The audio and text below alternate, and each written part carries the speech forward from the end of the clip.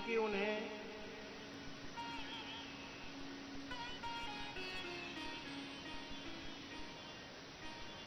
अशतः धनमदान्धस्य,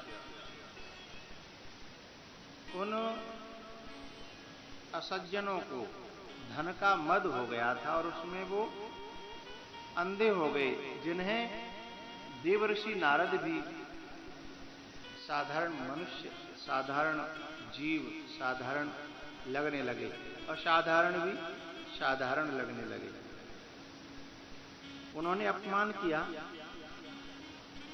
और देवर्षि नारद जी ने उन्हें जब शाप दिया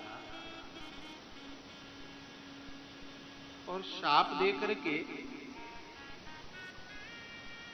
जब नारद जी चले हैं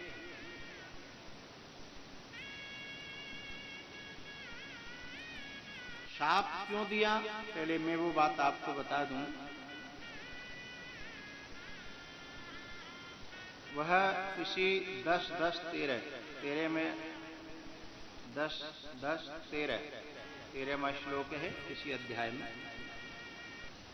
अशतः श्रीमदान्धस्य दारिद्र्यं परमञ्जनम् आत्मौपम्येन भूतानि दरिद्रः परमीक्षते। अशतः श्रीमदान्धस्य दारिद्र्यं परम अंजनम, असज्जनों के लिए और जो श्री के मद में जो अंधे हो गए हैं अथवा किसी भी मद में जो अंधे हो गए हैं, उनके उस अंधपन को दूर करने के लिए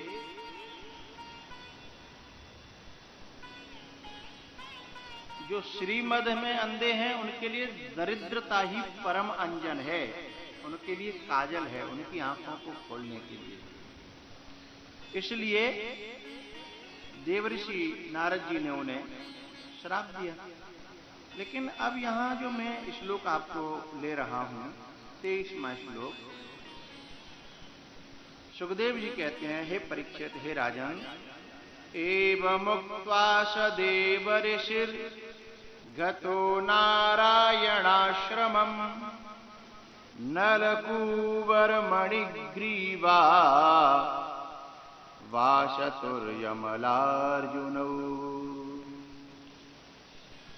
शाप दे करके, अनेकों प्रकार की शिक्षा दे करके, एवं उक्त्वा, इस प्रकार से कह करके, स देवर्षि, वह देवर्षि यानी नारद जी, गतः नारायण आश्रमम, यानी कहां चले गए, नारायण के आश्रम में। नारायण का आश्रम कौन सा है, बद्री नारायण, यानी कहां, बद्री विशाल में, जहां सनत कुमार नारद जी की पहले भेंट हुई थी, जहां व्यास जी ने महाभारत लिखा, जहां नर नारायण ने तपस्या करी, वहां क्यों गए, कारण क्या था, नलकूबर मणिग्रीवौ अशतुहु यमलार्जुनौ। यमल और अर्जुन, यमलार्जुन, इन जो नलकूबर मणिग्रीव थे असज्जन, इनको ऐसा कह करके एवं उक्त्वा, और वो बद्रिकाश्रम चले गए, अथवा कहो बद्रीवन चले गए, अथवा कहो बद्री नारायण चले गए, एक ही बात है। तो यहां प्रश्न उठता है कि वहां क्यों गए, साप तो दे दिया, लेकिन देते ही तुरंत वहां क्यों भागे, उसका एक कारण है। शाप देने से साधु का तप और तेज नष्ट होता है, तपस्या नष्ट होती है। तो जो तप और तेज और जो तपस्या नष्ट हो गई थी ना, उसको पुनः अर्जित करने के लिए, तपस्या करने के लिए, उस तेज को अर्जित करने के लिए, उस पुण्य को अर्जित करने के लिए इस भारत की धरा पर सबसे उत्तम स्थान है कौन, बद्रीनाथ, बद्रीवन, नारायण आश्रम कहते हैं, जहां नाम लिया यहां एवमुक्त्वा सदेव ऋषिर्गतो नारायणाश्रमम् नलकूबरमणिग्रीव वासतुर्यमलार्जुनौ नलकूबरमणिग्रीवौ असतुः यमल अर्जुनौ। इन दोनों असज्जनों को शाप दे करके ऐसा कह करके और सीधे चले गए। कहां? बद्रीनाथ। तो मुझे यहां बात ये कहनी थी कि ये बद्रीनाथ में क्यों तुरंत ही क्यों चल दिए? क्योंकि जो खोया था ना, उसे पाने के लिए वो तुरंत बद्रीनाथ गए। और यहां संत ने तो कह दिया जो कहना था। मैं एक दिन आपको बता चुका हूं पहले कि हम जब किसी महापुरुष में श्रद्धा रखते हैं, भाव रखते हैं और हम उसके आश्रित हो जाते हैं, तो वो कैसा है क्या है इससे लेना देना नहीं है। हमें अपनी श्रद्धा विश्वास का फल मिलेगा। बोले क्यों? बोले क्योंकि हम जो श्रद्धा विश्वास रखेंगे उससे फल इसलिए मिलेगा कि परमात्मा ने जो सिद्धांत बनाया है, जिसने सिद्धांत बनाया है, वो सिद्धांत की रक्षा करता है। तो अब यहां नारद जी तो साफ दे के चले गए, लेकिन उनके वचन को पूरा करने के लिए, क्योंकि भगवान ने सिद्धांत बनाया है कि संतों के वचन, मोर वचन चाहे पर जाए फीका और संत वचन पत्थर की लेका। तो सिद्धांत उन्होंने बनाया, इसलिए अपने सिद्धांत की रक्षा के लिए, उसे पूरा करने के लिए नारद जी तो चले गए बद्रीनाथ, और भगवान श्री कृष्ण उसको पूरा करने के लिए आज क्या कर रहे हैं? ऋषिर 24वां श्लोक, इसी के नीचे ऋषिर भागवत मुख्यस्य ऋषिर्भागवत मुख्यस्य सत्यं कर्तुं वचो हरिः जगाम शनकैस्तत्र यत्रास्तां यमलार्जुनौ। भागवतों में जो मुख्य हैं ऋषि, कौन? नारद जी। भागवतों में, यानी भागवत माने भगवान के भक्त, जो भगवान के भक्तों में जो मुख्य भक्त हैं, क्योंकि गीता में भगवान ने कहा है देवर्षि नाम च नारद, मैं देवर्षियों में नारद हूं। तो जो भगवान के भक्तों में जो मुख्य हैं, सत्यम कर्तुम वचो हरि, उनके वचन को सत्य करने के लिए, उनके वचन को सत्य करने के लिए हरि ही, भगवान हरि, शनक ही तत्र जगाम। शनक ही माने धीमे से, धीमे धीमे उखल बंधा है, और नारद जी के उस वचन को सत्य करने के लिए धीमे धीमे शनक ही तत्र जगाम, उधर धीमे धीमे बढ़ने लगे, चलने लगे। कहां? यत्र ताम यमलार्जुनौ, जहां पर वे यमलार्जुन थे। कौन? वे नलकूबर और मणिग्रीव यहां पर खड़े थे, उनके उस वचन को पूरा करने के लिए आज भगवान उधर बढ़े हैं। तो मुझे दो बातें कहनी थी कि संत कैसा है क्या है। जैसे युधिष्ठिर जी महाराज थे ना, उन्होंने दुर्योधन को उसके बचने का उपाय बता दिया, लेकिन भीम ने आकर के कहा कि आपने अपने ही मरने का उपाय बता दिया।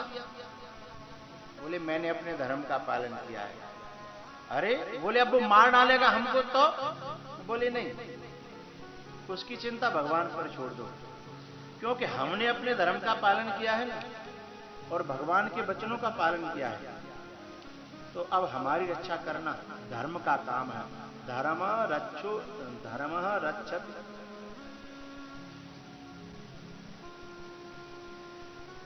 श्लोक तो उतर रहा है दिमाग से। धर्मो रक्षति रक्षितः। धर्म की हम रक्षा करें तो धर्म हमारी रक्षा करता है, और हम भगवान के वचनों का पालन करें तो भगवान हमारी रक्षा करते हैं। इसलिए वो दो सिद्धांत थे। एक तो नारद जी तुरंत वहां से कहकर के ऐसे क्यों चले, क्या कारण मैंने आपके सामने रखा, और दूसरा भगवान के वचनों का और धर्म का पालन करने के बाद धर्म और भगवान। रामो विग्रहवान धर्म। भगवान स्वयं ही धर्म के साक्षात विग्रह हैं, धर्मावतार हैं। इसलिए युधिष्ठिर जी ने कहा कि मैंने अपने धर्म का पालन किया, अब धर्म में दम होगी, भगवान में दम होगी, तो रक्षा करना उसका काम है। ऐसा कहकर के छोड़ दिया। ऐसे ही नारद जी साफ दे करके चले गए, और वो जिसके भरोसे रहते हैं अब वो नियमों का पालन करना, उसे सत्य घटना में घटित करना अब भगवान की जिम्मेदारी हो गई। इसलिए यहां कहा ऋषेर भागवत मुख्यस्य सत्यम कर्तुम वचो हरि। भगवान हरि देवऋषि नारद जी के वचनों को पूरा करने के लिए सत्यम कर्तुम वचो हरि जगाम शनकै तत्र। धीमे धीमे उधर बढ़ने लगे और यमलार्जुन को गिराया। इस बात को यमलार्जुन भी बहुत अच्छी तरह समझ गए थे। किस बात को? कि संत के दर्शन, संत की डांट फटकार, संत का शाप भी कल्याणकारक है। इस बात को नलकूबर मणिग्रीव बहुत अच्छी तरह समझ गए थे। बोले क्या प्रमाण है? बोले प्रमाण है। बोले क्या? जिस समय भगवान की स्तुति नलकूबर और मणिग्रीव ने की, तो स्तुति में बड़ी प्यारी बात एक कही है उन्होंने। बोले क्या? वाणी गुणानुकथने, किसी अध्याय में पहुंचिए, श्लोक नंबर 38, 10-10-38। वाणी गुणानुकथने श्रवणं कथायां हस्तौ च करमशु मनस्तव पादयोर्नः स्मृत्यां शिरस्तव निवास जगत प्रणामे दृष्टिः शतां दर्शनेस्तु भवतनूनाम्।